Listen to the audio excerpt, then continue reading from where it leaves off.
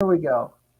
Let's do a proper introduction here, and do a little bit of a systematize it, What? formalize it a little bit. Happy Wednesday! We are broadcasting live on YouTube. A reminder, eventually, not yet, but you can listen to the American Leeds in podcast form on Spotify. That's coming up.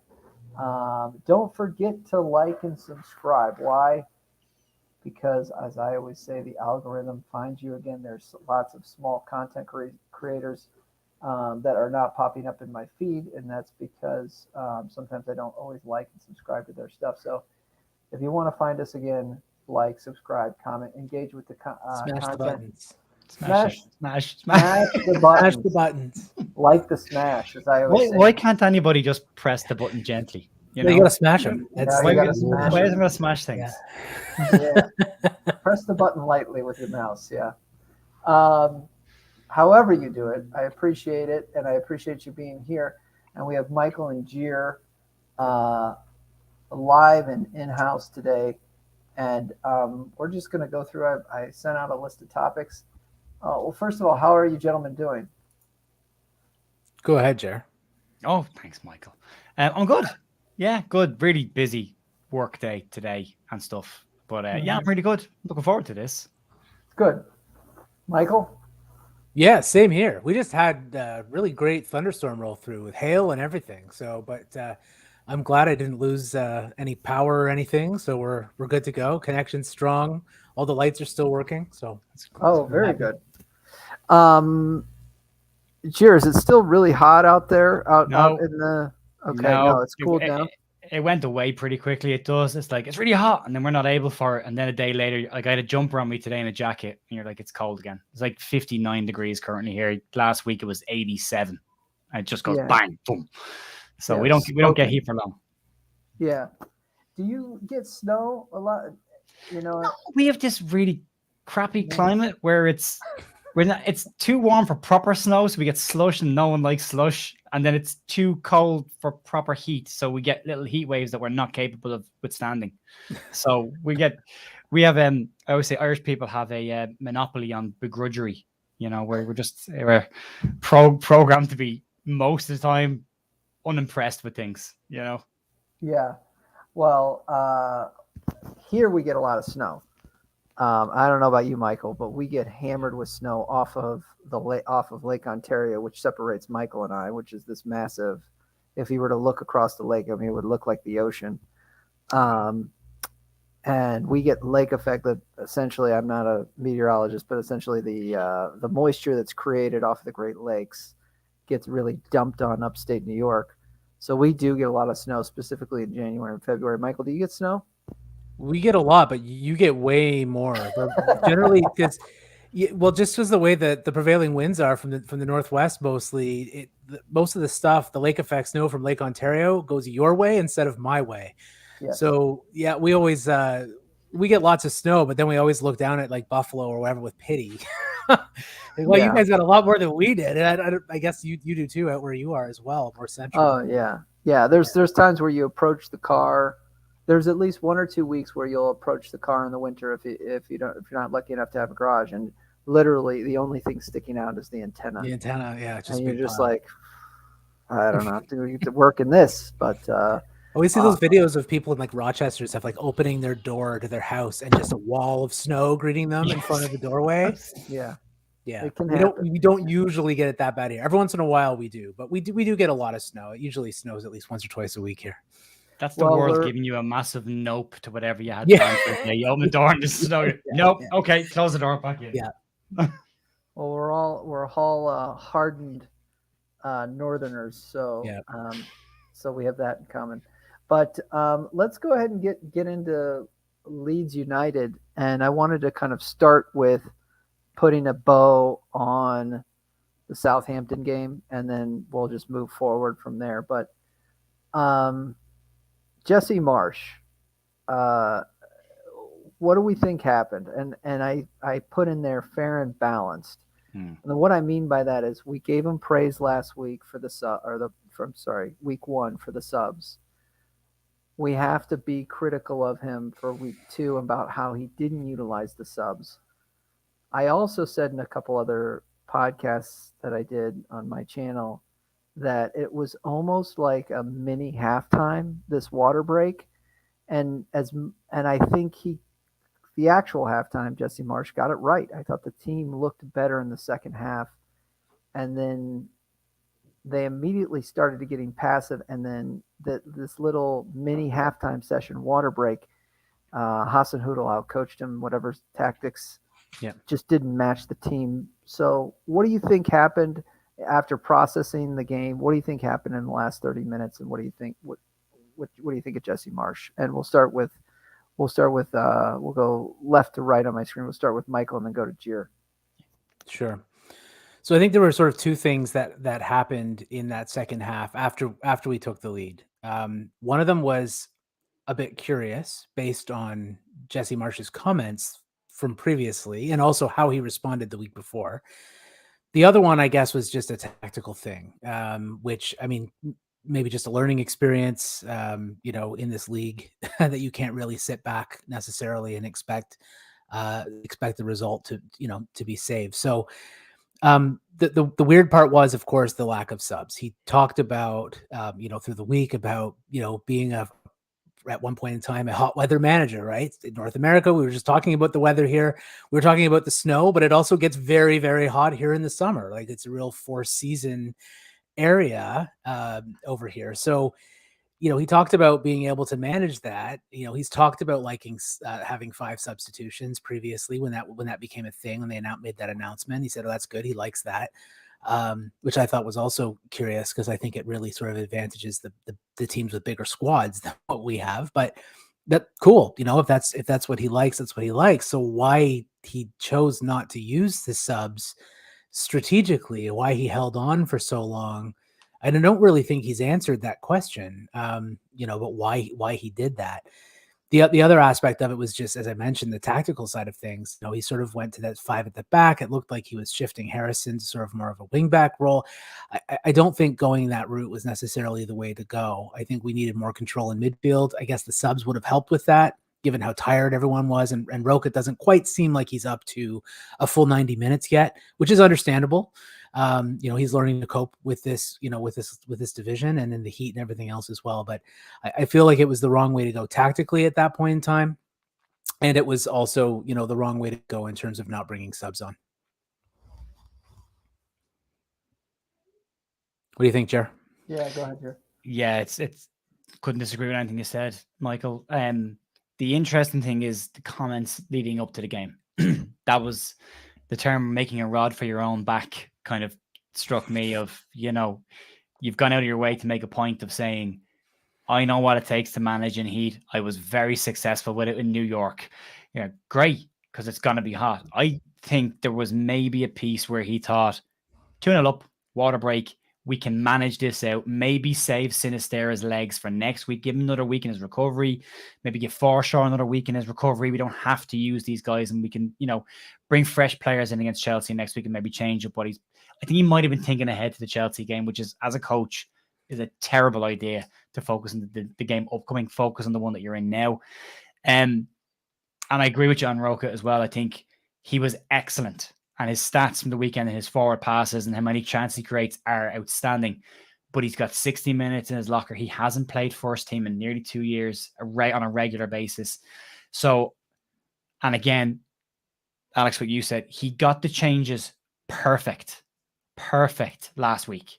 And it is hard to go from that and be super positive and go, okay, Jesse Marsch has got this. He's won a lot of people over who are maybe weren't fans by getting these changes right and managing it correctly, to then go against your own words, to try and be maybe a bit too clever in a situation and get it wrong. And the 5 at the back, there was a moment where you could see a little bit of panic on the sideline when Southampton changed their system to the Red Bull model, the 4-2-2-2.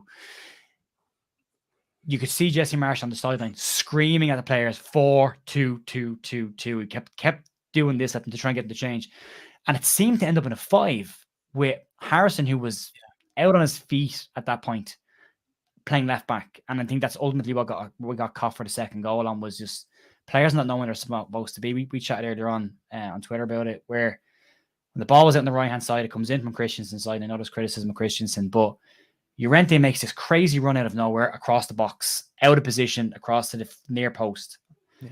And then Struijk has to automatically jump in and cover the space, which just leaves a huge hole for them to nick in and score, for that pass to go into in the first place, and then for Harrison to fall over or whatever he was trying to do for the goal. But I think you can win a game on substitutions and you can lose a game on substitutions. And I think it felt like a loss, even though it was still a point. But I think Jesse got that one wrong. What I did like about Marsch was that he did say in the press conference afterwards, maybe I could have made changes earlier to manage the game or impact the game earlier.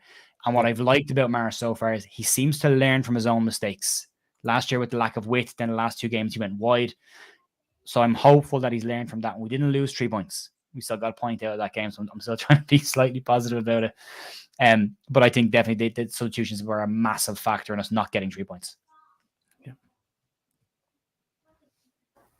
Yeah, I agree. I mean, I wish he did wind up using 4. So I don't want to necessarily say that he didn't use the subs. He did wind up using the subs, but they were just too little, too late.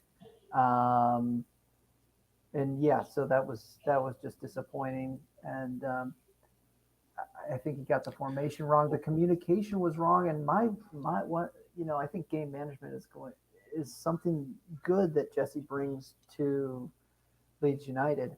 However, there were times too that I noticed in the game where it was early on, we had the 2-goal lead, and it was just like we were trying to hold it on. They were sending it deep, just kicking it back in the opponent's half, with not even trying to build up or get a second ball or pass to somebody. It was literally like there was times where Tyler Adams was just trying to relieve the pressure, and the ball went down the end. And you're going, okay, well, this is minute 70. This is minute 75. Like, we've got a lot of game left here. This is the plan. And so I don't know. I just also think that players were not prepared for that moment. And we have to be critical of the coach. Let's see here. I wanted to jump a little bit because you guys got into this a little bit on the Twitter thread, and I liked it. And I don't know what to make of this. Well, I do. I have a little bit of a take, and it really has to do with my third question here. Who are we most concerned on in the back line?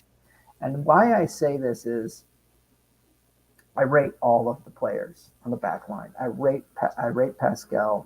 I rate Diego. I rate Robin. And I even though he struggled in his first couple of games, I rate Rasmus. I don't think in a vacuum that any of these players are bad players. The way I would probably struggle sometimes with Junior, where he's just tactically bad sometimes. Mm-hmm. These 4 players are good players, but how can we set these players up for better success? That's my kind of question. And I'm going to start with Jir on this one, just because Jir is you're a UEFA B coach, and so you know a little bit about tactics. What can Jesse do to set these players up a little bit better? There is a long-standing statement with Leeds of square pegs in round holes, and we seem to have been for years persevering with, well, we'll just stick a player in a position and we'll be okay, and it just doesn't work. It really doesn't. Have we lost Alex, or has his camera just gone? I'm here. I'm just adjusting because I look like Ghost here. So I thought we lost you.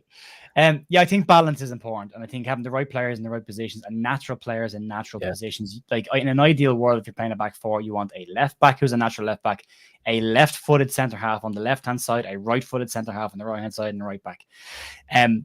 And I think, and I'm not blaming, I think you're completely right. In isolation, every single one of those players has qualities that they bring to the game.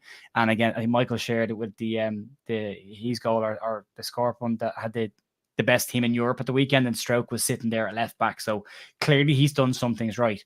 But it's not a natural position to him. Like, if you think of it from attacking and defensive perspective, going forward, he's not going to overlap Jack Harrison and give Jack support, which means Harrison has a lot more work to do on his own up and down the pitch. which leads to Harrison getting tired in the early parts of the game. And you saw that on at the weekend. He was fading completely. He looked so tired coming off the pitch. And his attempt to make that tackle for the second goal was a player out on his feet. Was just like, there was no decision making in his head. He was tired. Concentration was gone. And it was, I'll stick a leg out and hopefully, but fresher player who just come on, got the better of him. Yep. So I think having the right balance is important. Christensen's going to take time to get adjusted to the Premier League. It is a very fast league. It is like no other league in the world, and it takes time. We have a portion of supporters who are way too quick to judge players as being good or bad. You seem to get a buy if you're a local Leeds player. You seem to get a buy for months to be poor. But if you're a player coming in from another country, it's if you're instantly bad, that's you're crap. Out you go. We're going to get on your case. These are the same people that were calling him the Viking and the Warrior before he even kicked the ball. And our next big hero, he hadn't even kicked the ball. And then we're shocked when he gets knocked off the ball in 2 games where goals come from. It's like, well, maybe he's not a big, strong. He never said he was. That was other people presumed it. So he needs time to get used to that position. And I think he will. I think he offers an awful lot going forward. Defensively, there's issues there, but that will come in time. Robin Koch for me is our most solid centre back right now. I'd have him in the team every day of the week. I think he's getting better. It's great to see him playing there and not playing in midfield for a change. He's calm. He's confident. He does the simple things really well. Llorente's been my concern for a while. I know me and Alex have talked about Llorente for a while. He has these moments of it's like blood rushing to his head.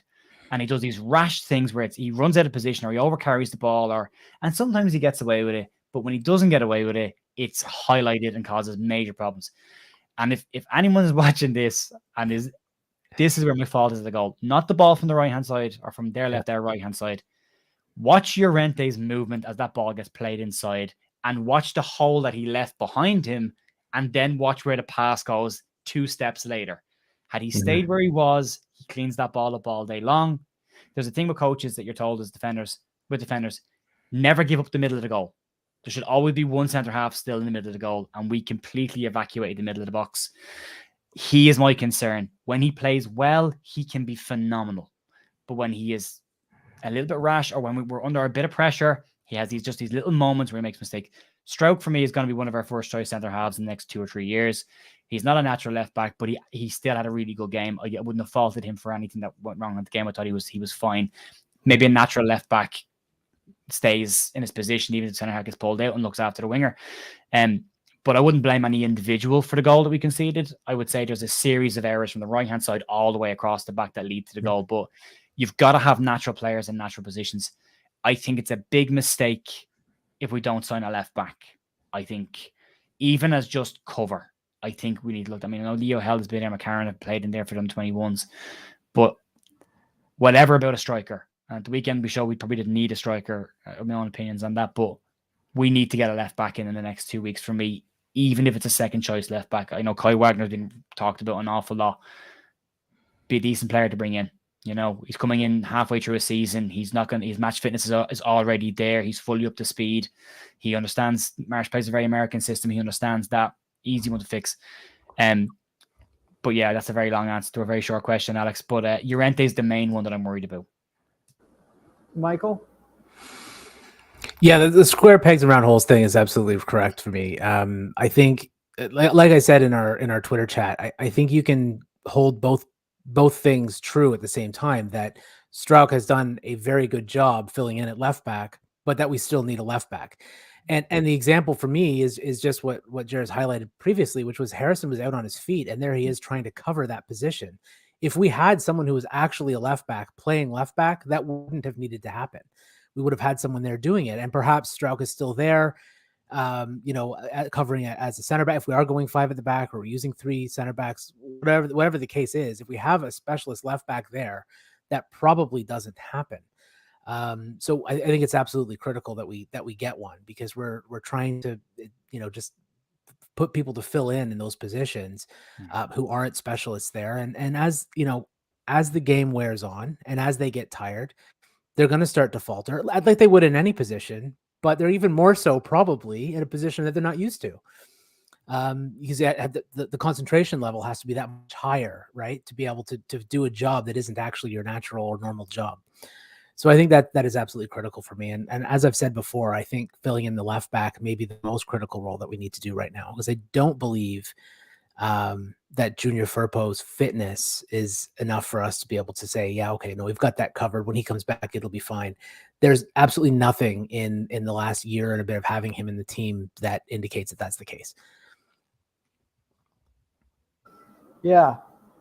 Sign left back. Yeah. It's like, yeah. I mean, we need one. We have to have one, and it's just there's so much nuance to all the positions on the field to just assume that somebody can slot in. And I get versatility is a thing in football. I just it would just relieve, I think, a lot of pressure there. Yeah. At the end of the day, I want to say Marsch. I think there's things Marsch can do as a manager to set that back line up for.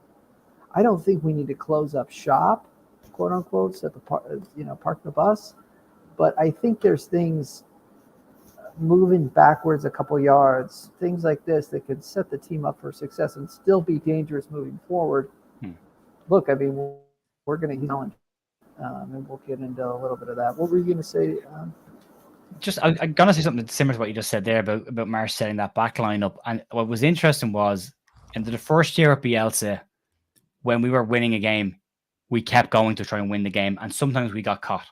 In the second season, we saw a very different Bielsa. When we were winning the game 1 or 2-0 with 20 minutes, 15 minutes to go, he'd bring on an extra centre half, and he would manage the game out. Jesse didn't do that on Saturday. When we conceded the first goal, that was when the alarm bell should have gone, get Forshaw on the pitch, because he'll do all that little, dirty running in the defensive half of the pitch. He'll sit in front of the back two, bring on the next centre back, just tighten it all up and or bring on someone playing the left and pull Strauch in as a third centre half, just tighten the game up. And he didn't do it. I think he thought we'd pick him off on the counter attack. And that for me was an issue as well. I think Michael is 100% correct on Firpo's fitness. And if you look at the facts, the same with Bamford. If he's not suspended, he's injured, Firpo. Yeah. So, we need to have somebody there. And my issue is, I know the club know this. Anyone who's anybody with an opinion is either tweeting or on a live stream, or ex-footballers talking about it who are saying Leeds need a left back. Everyone knows this, which means Orta knows this, which means the scouting network knows this, which means Radrizzani knows this. I just hope they don't do what they did last year with the midfield position and think we've got enough to get to Christmas and then we can look at it. If they do that, we are in danger of repeating a similar mistake. I don't think as bad a mistake, but I still think it's an unnecessary risk to take. There's money there. Yeah, I agree completely. Let's see here. Oh, look, just for my own sanity, have you ever seen note passing before? Yep. Is this a common thing? Okay. All right. Did you hear anything about the note passing though? I just saw it. On the live feed. I think the Square Ball mentioned it. They did, yeah. And I chuckled because I remember it happening with Phillips last year. And it was just it was so uncommon with Bielsa, and maybe that's just who I've been following. But if it's common, it's common. The interesting bit was, and the Square Ball said this, and I haven't looked back at the game to see if they're correct. I remember seeing the Southampton player reading a note, and I thought it was a piece of paper for the Southampton player. And the Square Ball were saying that they thought it was the same bit of paper that had been handed on to Harrison and had been dropped, and he'd picked it up and was reading it because he looked confused as to what was going on. He was talking to people, and you're like, that's also a really bad. If you just handed on a formation change to a player, and then you've handed the opposition the piece of paper to go, well, they've just done this, so we'll just do this then, yeah? Okay, cool, right. Yeah. It just nullifies it completely. Like, if you're going to do that, roll it up, eat it, throw it off the pitch, do something with it. Don't just drop it on the ground. I would pick that up straight away and go, Dan James, he put it in his shorts. Yeah. Of his shorts. Where's that going to go? There's no pockets in your shorts. That's going to fall straight out of your leg onto the pitch. Yeah. Yeah. All right. Crazy. All right. Crazy. Okay, so let's go. So we touched on left back. Let's go to striker. Okay, worst case scenario, Patty and Joffe are both injured or got niggles, so to speak. Who is your emergency striker, Dan James or Rodrigo? We'll go with Gier. It's Rodrigo. I'll make a really short answer. Yeah, Rodrigo. Mike? Rodrigo. Rodrigo.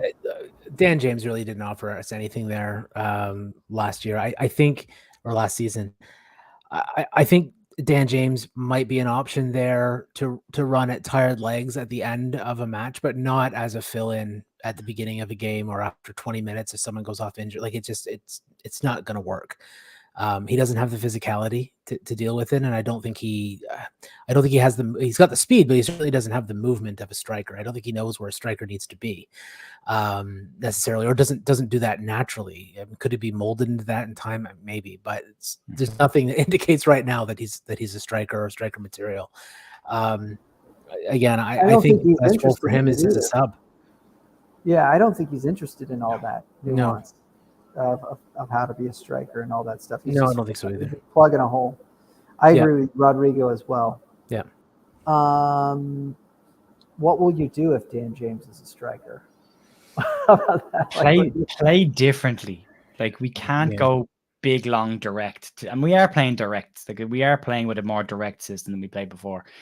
You can't lump the ball up to a guy under 6 foot who's being marked by a 6'5" and a 6'4" bloke and expect him to hold the ball up. And to Michael's point, he's a runner. He runs at people. He's not a hold-up player. I had a brief conversation with somebody on my YouTube channel today where he said, we were talking about Brereton Diaz, and we're saying like clubs don't like his hold-up play and his so that's it, but he scores goals. Hold-up play surely isn't important. It's like it really is though. Like it really, really is. If you're playing a system where the ball comes out from the back, that hold-up allows you to get out from the back, allows your team to push up the pitch. If you haven't got a hold of player, which Dan James isn't, it's just going to bounce straight back. So your defense never gets a chance to get out and up the pitch, and you never get a chance to put pressure on the opposition in their half. You're constantly dealing with the ball coming back at you. Yep. So unless you play differently, which is you'd have to try and possession game, suck them out and put balls in behind for James to run onto. Yeah, we don't play that way. On the floor. Correct. Has to be bump. Balls on the floor for him to run behind. Yeah. Oh, it's the only way. And I really feel sorry for Dan James. Like he gets a huge amount of abuse, and he doesn't pick himself as a striker. He's never went up to the man. He's outwardly said, "I'm not a striker. I don't like playing up there, but I'll do a job for the team." We used to have this saying at Leeds. What was it? Side before self, wasn't it? It's a small thing someone used to say once upon a time. And Dan James is doing a job for the side, not for himself. And he does it with a smile on his face sometimes. But he's been put in a position where that's not his natural position. We didn't pay 20 million for Dan James to play up front. We paid him to play either left wing or right wing, and that's where he should be. And he should be judged on what he does in the wide positions and not as a striker, because he's not a striker. Yeah. Dan James, interesting. He's just an interesting figure of world football. And I'll get into a little bit why. But to your point about side before self, he got subbed off the other day. He got subbed off, and you never saw him complain. He went back to the bench, head high, something like that. I mean, somebody might have thrown a fit on the sidelines. He just is. That was classy. The reason why I say Dan James is an interesting figure in world football, I'm shopping, in this really industrial, rundown town, not to knock it, Rome, New York, with my mother's visiting, and we're going through, it's just a grocery store. And some guy, he's, he might have been homeless. He went up to me and he's like, I had a Leeds shirt on. And he said, Leeds United. I love Dan James. I said, what? Really? He said, yeah, I love Dan James. I'm a Manchester United fan. And I loved Dan James for us. And obviously, ever since Dan James left, Ronaldo came in. We might even touch on this later. The change, and I'm not comparing Dan James to Ronaldo, but again, he's a class player. I think he's got, and then his story of just almost coming here in the championship and then going to Scum and then coming back here. It's just an interesting thing, and I hope that he doesn't play striker for this season, no matter what happens. I mean, I just don't think. He's great, I guess, pressing off the ball, but that's about it. So I think he's a youthful weapon for us to use in certain circumstances, right? I mean, I think I really appreciate his effort. And I know some people have sort of knocked him for, you know, his charging at the goalkeeper or running into players twice his size. I love that about him. He reminds me of a CFL, Canadian Football League player, Pinball Clemens. They called him Pinball because that's exactly what he did. He was a little guy, but he had no fear whatsoever, and he would just run into anybody at any point. I love that effort. Yep. I think that's great. Yeah, we'll see. Hopefully, he gets a chance at one of the wings. It'd be interesting to see actually what happens this weekend. Okay, so let's start the over/under. Well, let's do a little bit of housekeeping again. You're listening to the American Leeds podcast. I'm Alex Simon. With me today is Michael, aka Leeds Faithful on Twitter, and Jir. Jir has a YouTube channel. It is. I mean, the man is religious every day. I think you take Sunday or Monday. Saturdays off. Sunday's my day off. Yeah. Sundays off, and he gives you Leeds news in a condensed amount of time.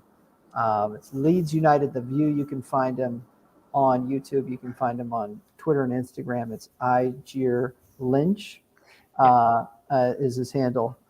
And we're broadcasting live on YouTube. We'll keep the discussion rolling. I've got a little bit of an three over-under questions that I thought of. Rodrigo, he's on fire. And I think he's on fire because of the system, because of what Gier said. I mean, in our earlier discussions, it's about getting bodies into the box and just knocking a ball in. And he's been Johnny on the spot. But Rodrigo, over or under 17 goals this season? We'll start with Michael. I guess 17 was the high standard set by Bamford 2 seasons ago, right? So I would say probably under, but possibly not. If he keeps playing the way he is, probably not by much. We've seen this before with Rodrigo, where he's scored a bunch in a short period of time and then tends to go dry. I think if Patrick Bamford is able to come back and play more, I don't think we'll see as much from him playing a different position.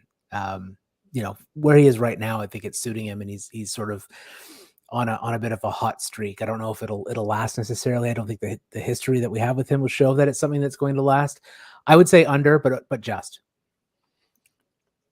Yeah, I'm gonna agree with that. And Zach Drummond in your chat has also said under. I would agree, and I think Michael's correct.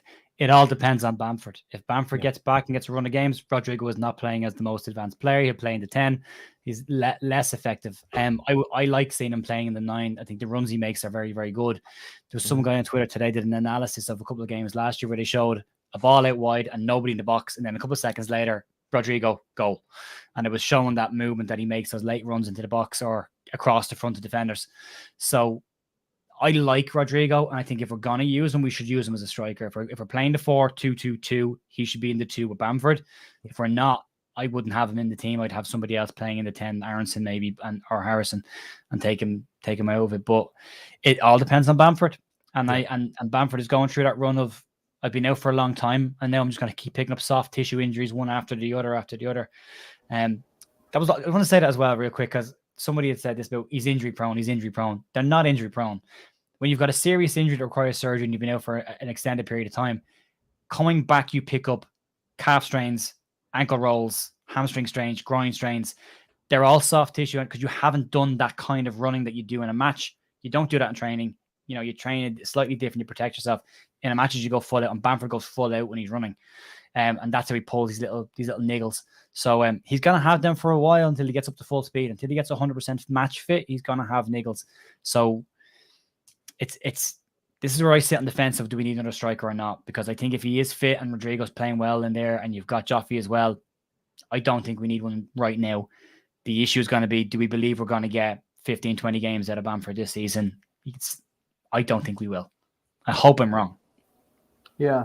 For Gier, if I could summarize what you're saying, really is a striker, an additional striker is luxury right at this point. I don't necessarily say that, but the absolute need is at left back. Correct. We have to do something at left back. Yeah.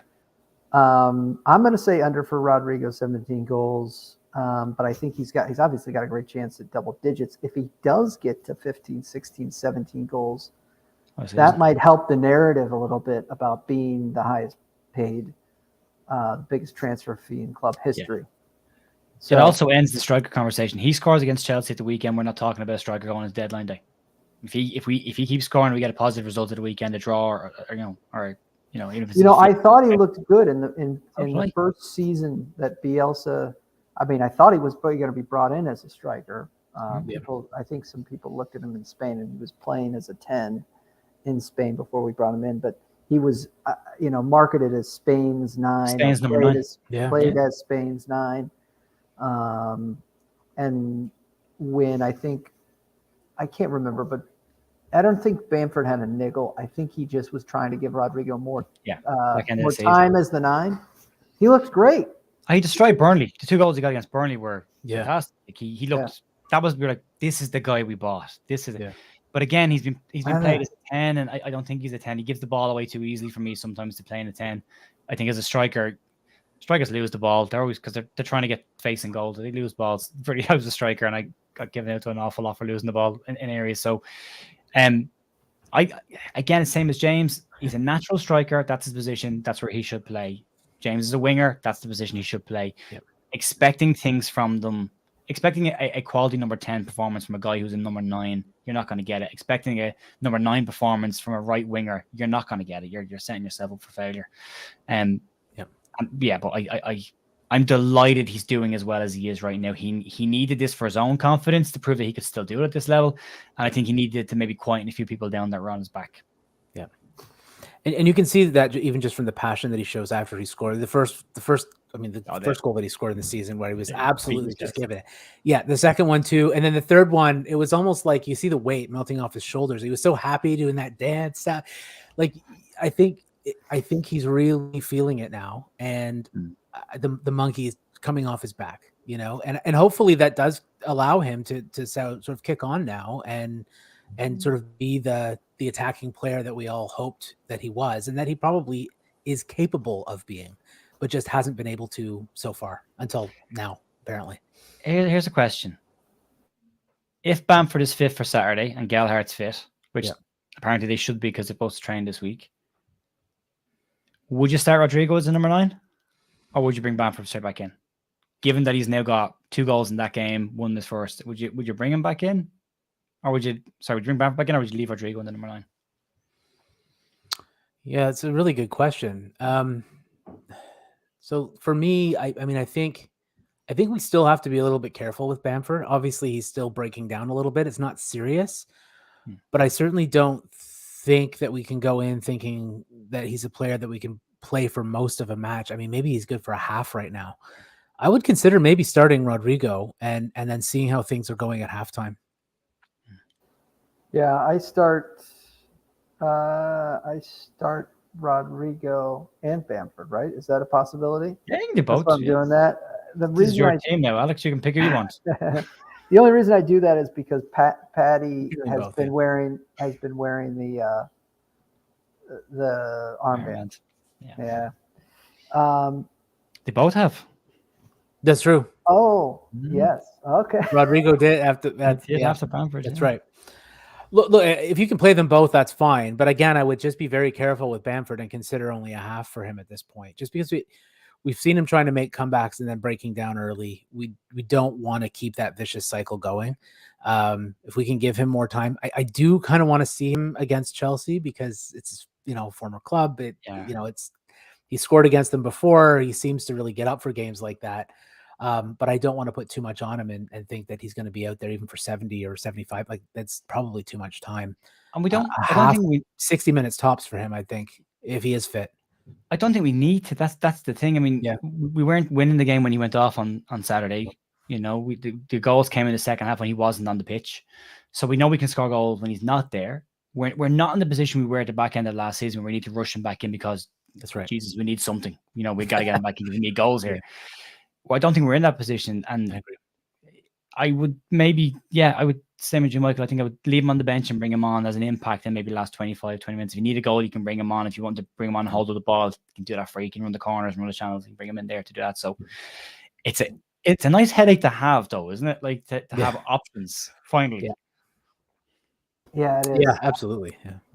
I was on the Patty Bamford like advertising for after week 1. So I do start him, but maybe I sub him at half.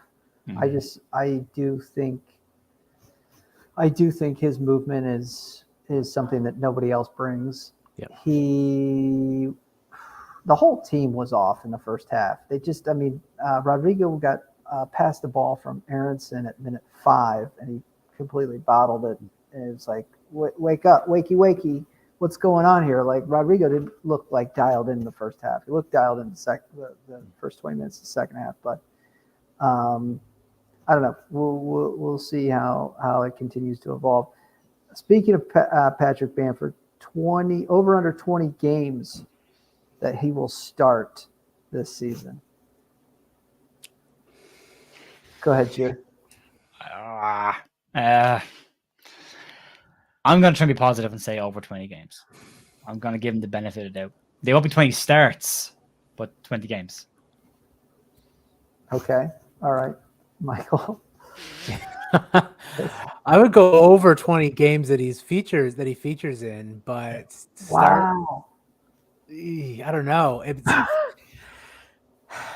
that's a scary proposition. It is, which is why I still think we need a striker. Like you were saying, like if Bamford's fine, then we don't. But there's no way of knowing if that's true or not, if that's going to happen. That's why I think we do need to sign someone in that role. Again, still, for me, prioritizing left back, but I think it's something we need to address. So I'm going to say under 20 starts. Sorry. I'm going to say over. I'm going to be optimistic. But to your point, there was a general manager of a baseball team I like out here, and he would always say the media would be asking him about trades or who's going to happen, what's going to happen with an upcoming prospect. He would always say, "My crystal ball is broken," which I always thought was an appropriate GM front office thing to say to the media. Yes or no? Will LUFC sign a player before the window closes? If so, what position? Cheer. I was hoping that was just going to be the first part of the question, not the second part of the question. I think we will sign at least one more player. Yeah, I will be confident at least one player is coming in. Again, reading stuff tonight and looking around, there's always conflicting reports about everything. I think spend half my morning every day saying, here's a conflicting report. Fabrizio Romano said that he expects Leeds to bring in Nanto. But then somebody else has taken it and said that he has said Leeds won't sign anybody else in this window that they're done. So in one podcast, he managed to say two things that were contradictory to each other. I don't think they're done. I think they wanted a striker. I think they're going to still try and get a striker. Again, as Michael said, I don't think it's the priority position. I think left back is. If we're going to sign one, it has to be a left back for me. You don't concede goals, you have a chance of winning games. Yeah. That's the big one for me. The defense gets better, we don't lose games, and that's the foundation that we should be looking for. But I think we sign one more. But I wouldn't be surprised if we sign somebody who's neither a left back or a striker. I wouldn't be surprised if one of those positions comes in and the second one comes in that no one's heard of and haven't been linked with, and it just here's a central midfielder we weren't linked with. Boom. Center back. Another center back. Yeah. Another deadline day order bomb dropping on us, right? Like, where did this come from? Yeah. This is entirely possible. I think he loves the drama. But he clearly does. I mean, even look at the documentary about him and you see how emotional he got on the final day. There was PTSD from last season with our fan base at the moment. That there's panic seems to have kicked in. The Doom merchants came out last night and they have stayed out all day, and it's everywhere. But he signed Dan James on the deadline day last year, whereas it wasn't expected to happen. Signed him. He signed Rafinha on deadline day, the previous one. Yeah. Wasn't expected to happen, So I think he's got a player in there, and this week is huge for this, because this is the week and next week where players start to look at their role in their club at the start of the season and go, well, I'm not going to play many games. And where some players would have waited till January before they decided what they were doing, the World Cup is in December. So these guys are going to look and go, well, I want to play in the World Cup. I am not. Pulisic was linked last night, and I thought, well, that's not going to happen. That's a bonkers, player coming out, being linked with Leeds. But you think about it and go, he wants to play in the World Cup and he's not playing for Chelsea right now. So he wants games. He's going to need to be fresh and ready to go. It's America's best chance of ever World Cup. He's like Dan James Yeah. for USMNT. Like you said, like I said, I think you said, Dan James could be on the bench for the rest of the season. He's still going to be out there for Wales. Christian Pulisic's the same thing. He's the best player. But you're not going to get the best version of him if he hasn't got game minutes under his belt. And for him, this is a World Cup for the USA to stand out, but it's also a World Cup for Pulisic's stock to go up as one of the best players in the world. This is, the last really good American player I remember in the Premier League that at a certain level was Landon Donovan. And you think Pulisic has the potential to be one of the best players in the world. Like, that's huge for the game in America as well. Mm-hmm. And he's not going to want to go into a World Cup at 50% of his capacity. He's going to want to go in there at 100%. Now, I don't think for a minute we're going to sign Pulisic. But what's going to happen is players and agents will start talking now. You'll get phone calls from agents to clubs saying, this guy's available now and he wants to go. This is what you're going to get him for. And remember, Leeds looked at Rafinha 3 times. It was never leaked, but they looked at him at 3 different times and they were told each time he wasn't available, they weren't selling. And then the night before deadline day, Arthur got a phone call from his agent saying he's ready to go. But you got to go. You got to move now. And it got done overnight. So that's going to happen with a lot of players. And all of us, and I think I'm hoping, I really want to be one of the people that gets to go on Twitter in a couple of weeks' time and go, see, told you so, right? You should have just waited before you start getting angry. My fear is that there's a history that maybe I won't be able to do that we've missed out on players before and we'll do it again. But I would like to think there are a couple of cards up his sleeve that he is waiting on. And that when the calls start to come in next week, that's when they pull the trigger. And I said in my video this morning, my news video this morning, the window's not shut until it is. Yeah. There's still a week and a half, week and 3/4 left in that window. There's a huge amount. You see how many deals get done on deadline day itself. There is so much time left in this window, and I think a bit of patience here. And I hope I don't look like an overly optimistic fool of a Leeds fan, because I am usually the most pessimistic Leeds fan, and I'm trying to be a positive this year. So I hope so. I wonder if some of the anxiety about us missing out on targets is linked in any way to Roger Zanni's comments in the Athletic interview, where he said he waited too long to pull the trigger on trying to get to Catalara. And I just wonder, did he really make a mistake there, or was he just sort of saying that? Like, and I guess we don't really know. We just know what he's told us. Why would he wait? We don't know. But it's he himself is saying we missed out on a target that we could have had if I had gone earlier. Yeah. And I think that upset a lot of people, justifiably. And I wonder if that has sort of contributed to the overall negative feeling that maybe we're just missing out on all of the targets and we're not going to be able to get them. I think there's another part to it as well. We signed all our players early. Yeah. Which, by the way, is the best way to do it. It is the sensible approach is to get them in before preseason, get them bedded in so you got a good start to the season. Now all of our rivals are starting to sign players, and there is an element, and Sky Sports created this thing, deadline day. They created this whole drama around, well, if you're not signing players in the last week of the transfer window, what are you doing? You're clearly doing no business. And I've seen windows where we've signed exactly what we needed when we were in the championship, and then deadline day comes and people are on Twitter going, we're not going to do any business. You're like, it's the last day. We're done. We've done our business. Just because it's on telly and it's a big deal doesn't mean we should be involved in it. And I think a lot of what's happening right now is people are looking at players that we were linked with, which were probably hoaxes and smoke screens and whatever else in the first place, now moving to other clubs and going, oh, well, we missed out on that player. It's like, we were never in for that player. You can't miss out on a player you didn't bid for. And I think we've seen it the last couple of days with players that were linked during the week. There's Callum Wendu from PSG who's gone to Rennes. Sports journalists in France came out and said Leeds never bid for him. They were never in the mix for him, but yet we were linked with him for 2 weeks. So, there's a piece around going, don't take everything you read on Twitter as fact. Don't take rumor and gossip and in the nose as being honest and truthful. We're not missing out on players here. We missed out on CDK we missed out on CDK because the owner came out and did a very honest interview where he told you we missed out on CDK. That's how we know it. Maybe he should have kept his mouth shut. And the player came out. Eventually, he had some quotes, I think, in an Italian newspaper saying that it was always Milan and that he was aware of a bid from Leeds. So, where am I at? Let's transition to Chelsea. And show a little comment here. I'm hoping against hope for a good performance against Chelsea. I think Tuchel's fast wearing out his welcome. Well, in the States, they do not like Tuchel.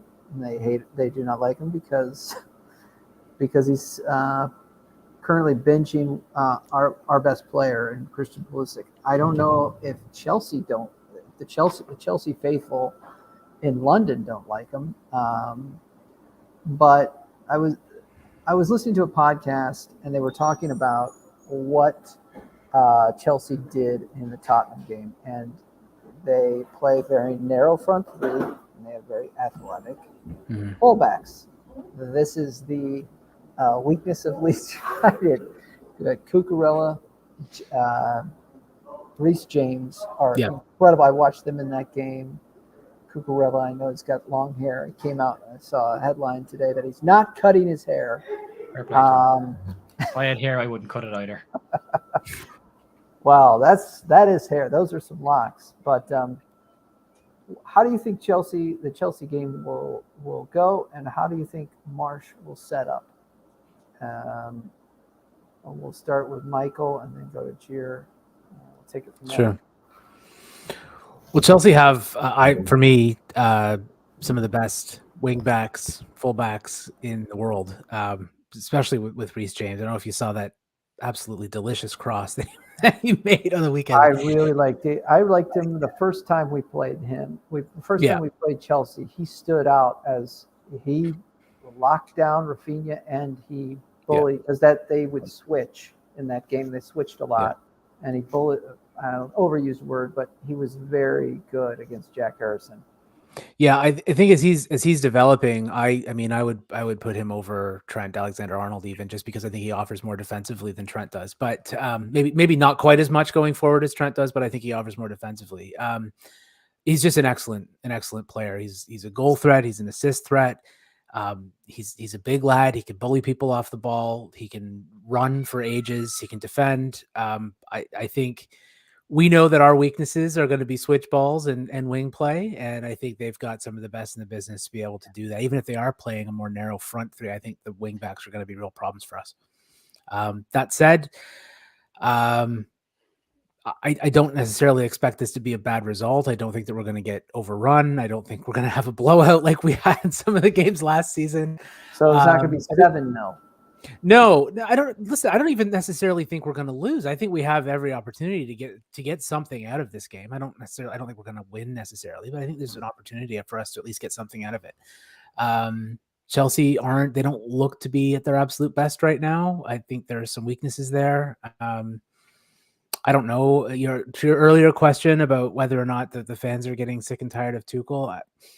Maybe that little bit of handbags that he had would increase his esteem among the faithful, potentially, as those things tend to do with the tribalism of football. So I don't know if they're getting tired of him or not. I don't really speak to that many Chelsea fans about how they feel about their club, but I do think there is an opportunity for us to get something out of this game potentially.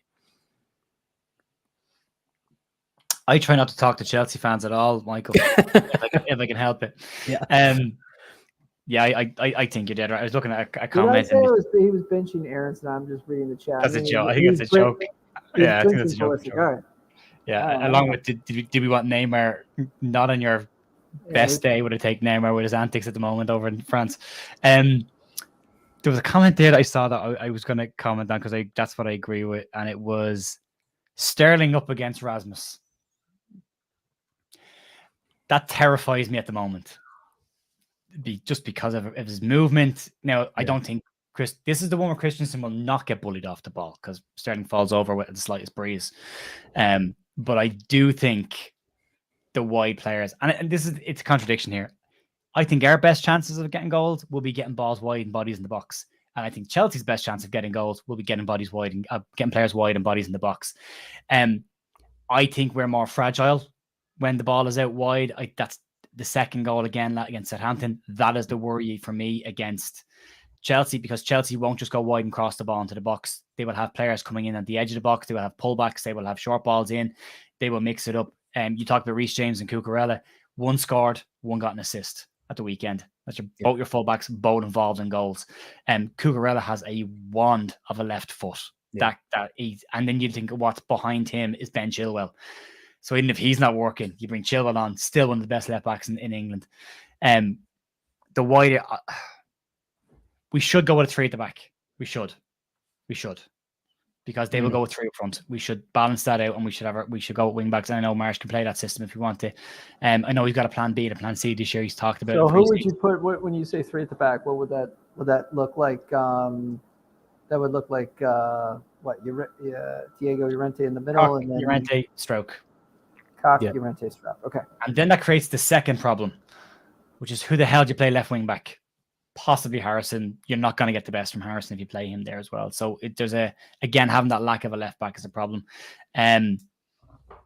It's a tough one. I'm not overly confident about this game, but I don't think we'll get thumped. I don't think we'll see the results we saw last year. I think Marsch will approach this game with a bit more caution than he maybe approached the 2 previous games. I think the most important thing for us, if we can get a draw at home to Chelsea, I think that's a huge result. I think that's a fantastic, because this is a good Chelsea side, with really good players, and they're trying to pump some money into it again as well. There's more coming in. You look at the defenders that they've got as well. They've got a smash in defence. The goal centre half got at the weekend. It just a magic volley from a corner. Like, they've got centre halves that can go up for corners and score volleys. So there's goals everywhere in the Chelsea team. I don't think we'll get overrun. I think our running stats still show that we're probably still one of the fittest teams in the league in terms of our running stats. We've got players that can cause problems. I like Tyler Adams in our midfield, but what I didn't like at the weekend was when things started getting stretched, he wasn't sitting in front of the back 4 anymore. He wasn't protecting them. There was huge open spaces starting to create between the midfield and the defense, and that's an area of concern we need to have. That's where Phillips sat in there really, really well and cleaned up that area. Adams needs to do better at that for me, but that's the only criticism I have of him. I think we got players that can cause some problems. I think Rock has got another solid 80 minutes under his belt. That's going to help him. His stats going forward are really, really good. I said a couple of weeks ago, and I'll stick with it. When Aronson finds the net properly, he's going to keep scoring. I think there's going to be goals there. We have an unknown quantity against them that versus last year. We have a lot of players that they didn't have last year. I know we have the same problem, but they're not going to worry about us as much as we're going to worry about them. You know, they're going to come and play their game. I think we'll have some surprises that can maybe cause a shock. I would like to, and Jordan in your chat just said that there, I'd like to see Sinisterra play. I keep hearing these great things over the last 2 weeks about his training sessions. They're all raving about how good he is in training. Play him, start him. Yeah, you know, put him in there. I don't know who we dropped to put him in there. Again, it's a good complaint, but I think that could be a difference maker if you get him in early. We've yet to see more than 15 minutes out of Sinisterra, and I think, you know, a good solid 60 minutes would be good. Tyler Adams just talked about him. Yeah. If he can get the positional stuff right when we're getting stretched and be the more disciplined midfielder to sit and hold, I think we could be okay. But yeah, I'm not as confident. I thought we went 3-1 the weekend and we didn't. That's what I get for being optimistic. So I'm more. I think if we get a draw here, it was trending that way. Yeah. It was. It was. I thought it could be 3-0 even, and then, you know, what happened. But I think lessons we learned from the weekend. I think a lot of lessons learned. It was a weird game too, just because of the heat. You know what I mean? I think if Leeds play that game 10 times, Leeds win over 7. Yeah. I mean, I just do. I didn't rate Southampton. I know they've got some young players they're trying to gel. You know, not knocking them, but I just. Their subs made an impact. Yeah, they did. Yeah. They made their subs were either involved in the goals or scored the goals. Like that shows you the impact that they made. Again, it's not going to be as warm this weekend in the UK, so I think it's going to be okay. I think from that perspective, it'll be a great game. It'll be an entertaining game anyway. But I would worry about the flanks. Yeah, and being James and Cucurella, I would worry about those two. It feels to me like maybe the correct terminology is to say we have a puncher's chance. In this one. Well, yeah, you know, I don't necessarily expect us to get a result, but I think we have a chance of getting one.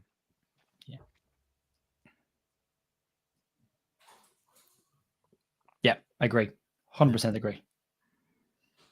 That's what I would do. You got a new player struggling to bed in, go at him. Get at him straight away. Right, go at Christensen. Yeah. I mean, that seems to be what everyone's been doing.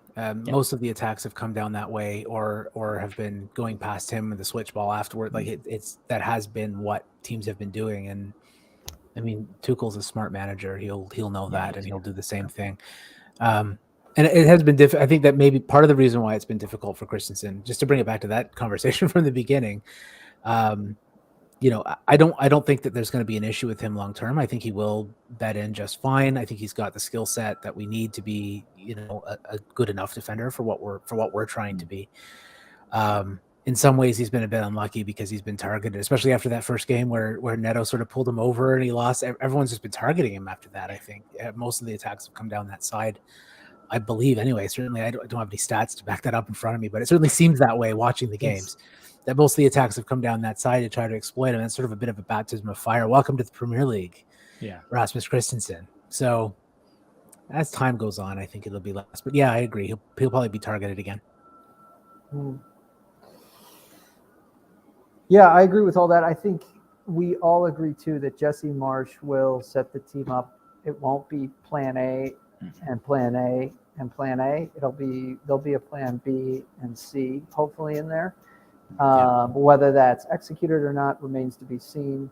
But I think he's very conscious that he does not want to be, embarrassed, or he doesn't want to see, if we lose, we got to go. He wants to see us lose with dignity and fight. And so, that'll be good. And we'll see.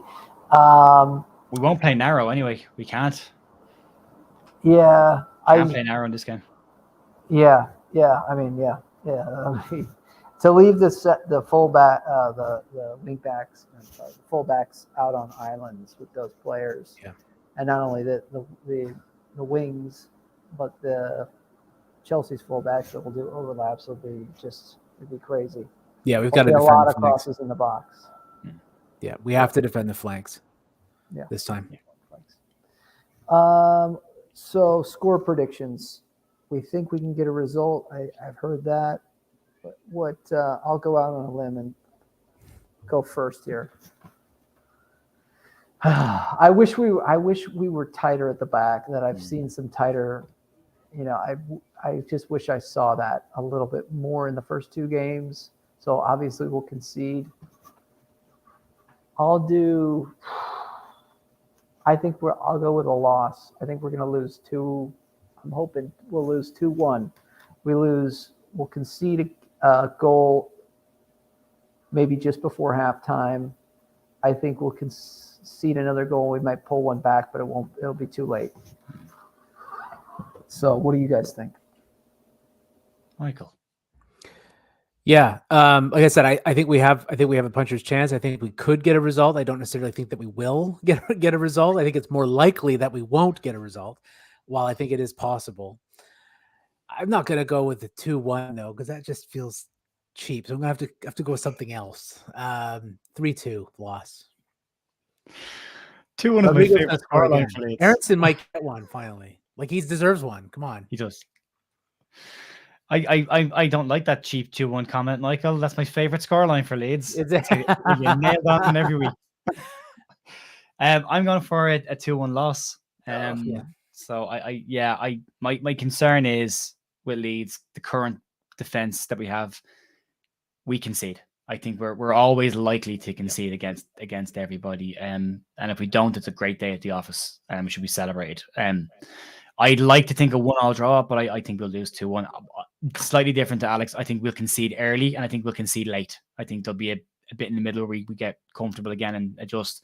But I think we could concede pretty early on in the game. I think we'll get picked off at the end again as well, trying to push for a winner or an equalizer. Yeah, absolutely.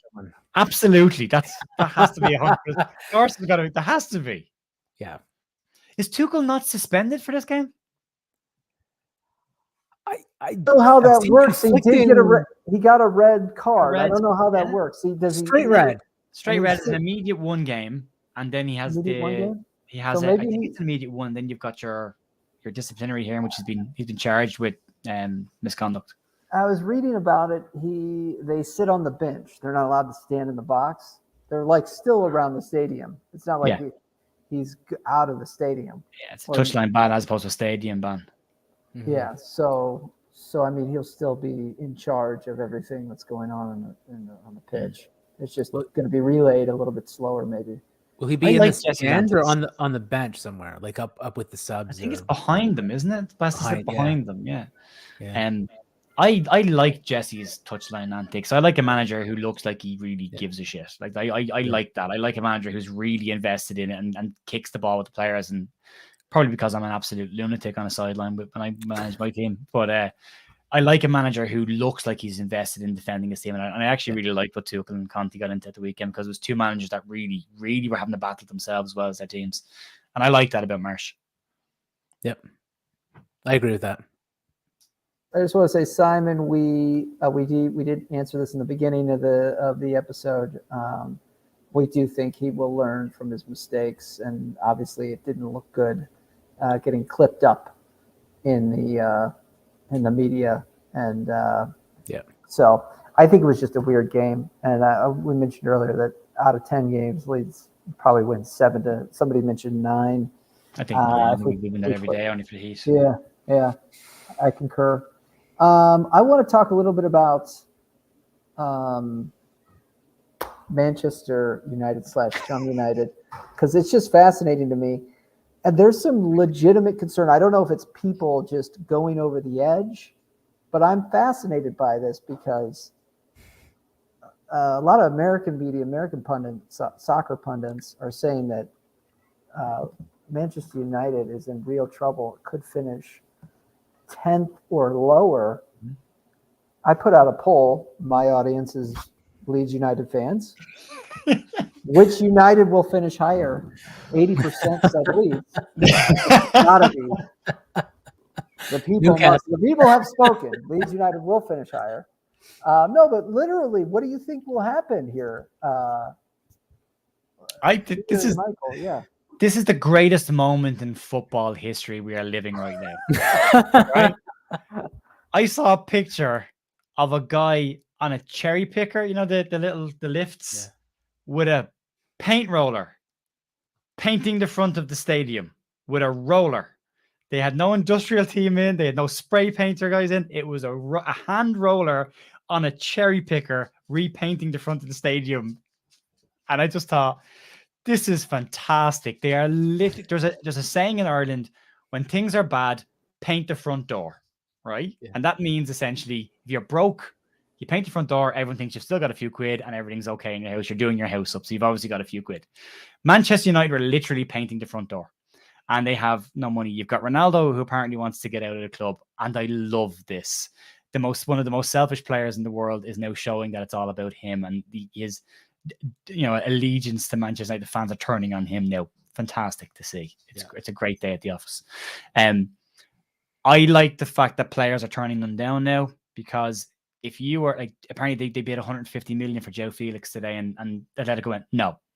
But I think Joe Felix would have also said no. Rabiot has also turned down a move, and they actually were videoed in Italy to go and meet the player, and he has said he doesn't want to come to Manchester United.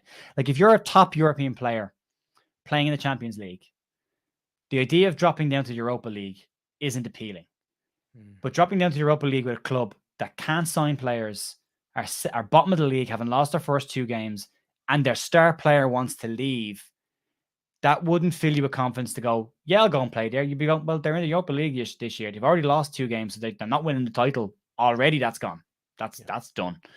So they might not be in the Champions League again next year. I'm not going to play with them. I want to be in the Champions League, and I think that's going to be a huge factor for United. This was going to happen at some point. It was always going to happen at some point, and I think for everyone who sets up a poll to get rid of the Glazers, I think we should all go onto those polls and vote to keep the Glazers, because they're doing a service to world football. Fantastic job. Yeah, I can't agree anymore with what you've just said, Jer. There's a real stink about the place, and I love it. It's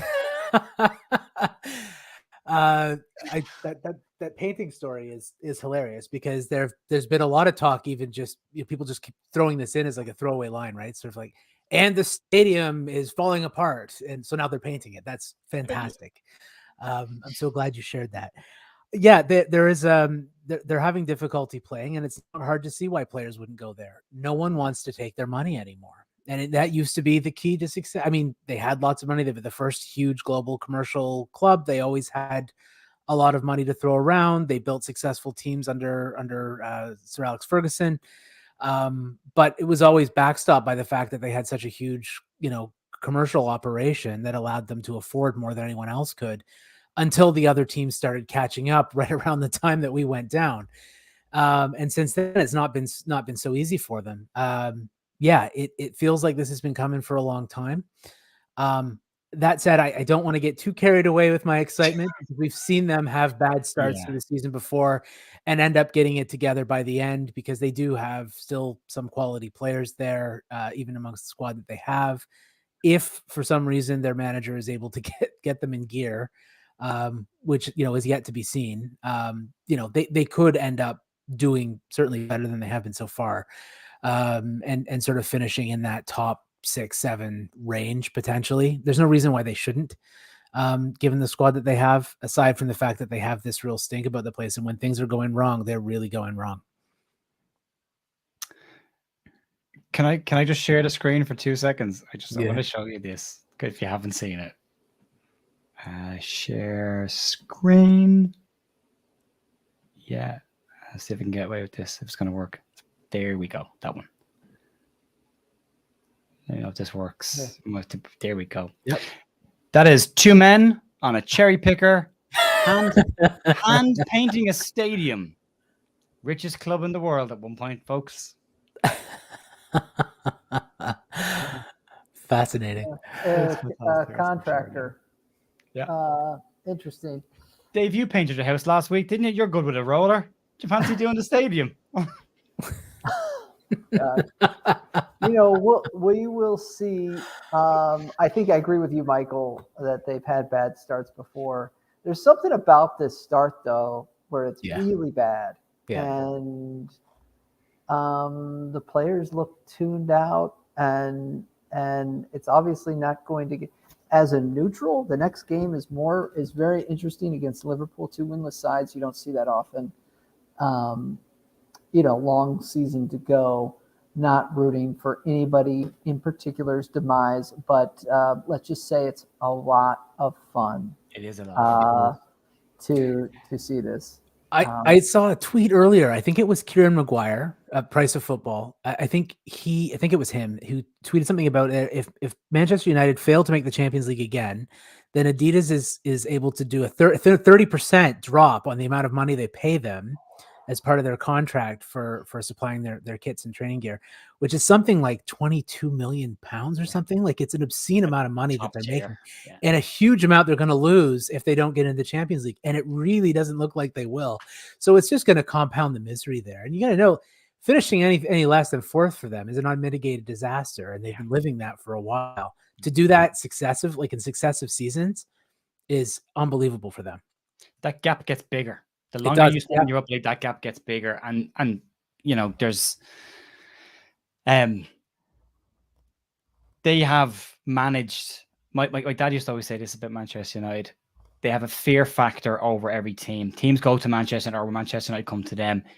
You're already losing the game before you kick a ball, because it's Manchester United. They're this, big behemoth club that have dominated UK football for 10 years. There's blood in the water now. Yeah. And when Brentford go at you the way Brentford went at Manchester United in the first 45 minutes of a game and take you apart, whatever about De Gea's mistake, there was still pressure on them. That wasn't how teams used to play against United.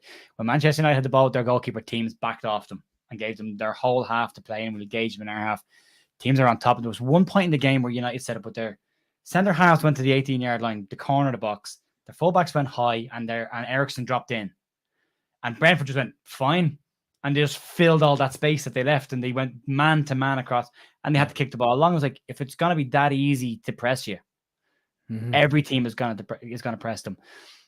Liverpool could either drive a nail in this coffin with Manchester United, or they get out of jail with this one against Liverpool. Because Liverpool have not started well either.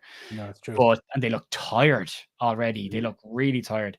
But I think the fear factor that Manchester United, the advantage that United had against teams, I think is starting to go away now. And I think teams are starting to smell blood in the water and know if we go at this United team, there's goals against them. Yeah, I mean, it was 10 years ago. I mean, it piles up quickly to where the glory days of this, it's a club that used to be and was, and, people forget about you. And it's pretty wild. Look, we'll see what happens. A lot of season left. They could certainly turn it around. They have the quality to do so. So I'm not going to spit on their grave just yet. But as a neutral, this is interesting, and next week is even more interesting, even more tasty. Let's close with just Chelsea. We'll do the league games. Chelsea, Brighton, Everton. 3 games left. How many points, Michael? Yeah, a lot of people think that we're going to really struggle with Brighton, and for good reason. I mean, I think they have a top manager who gets the absolute most out of those players. And seems to be able to outwit a lot of other managers with much more resources at their disposal. And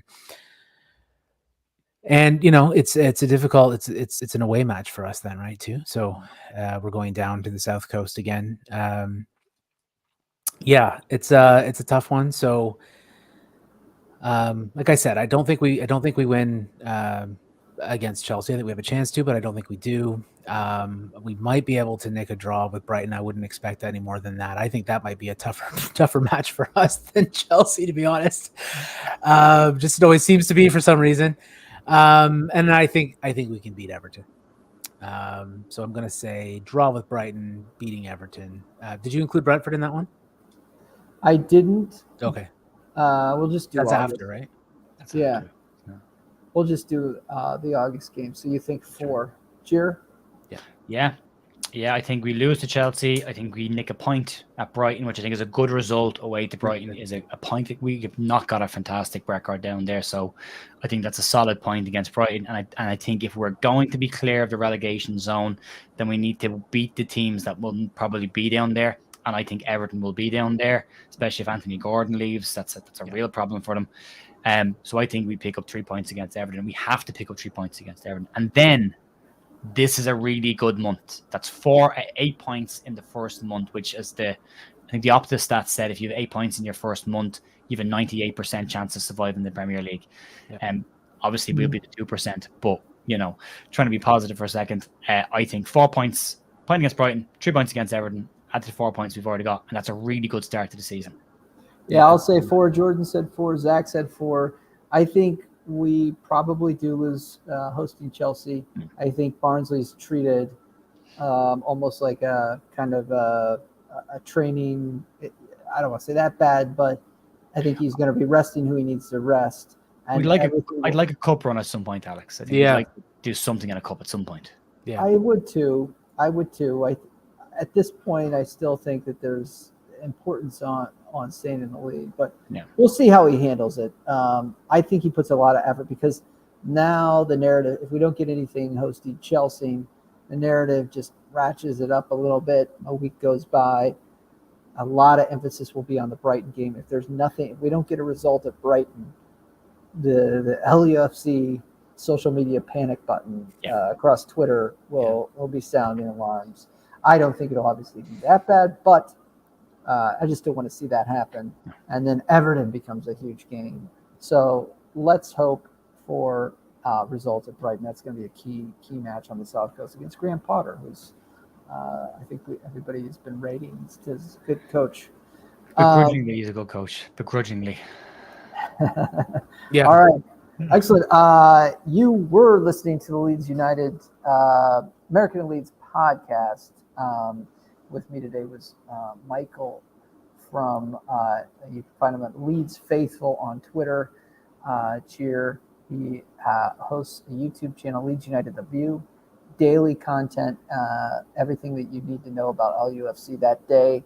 Curated content, which is appreciated from me, so you don't have to go through all of the various, whether it's Twitter or other social media, to find the clickbait.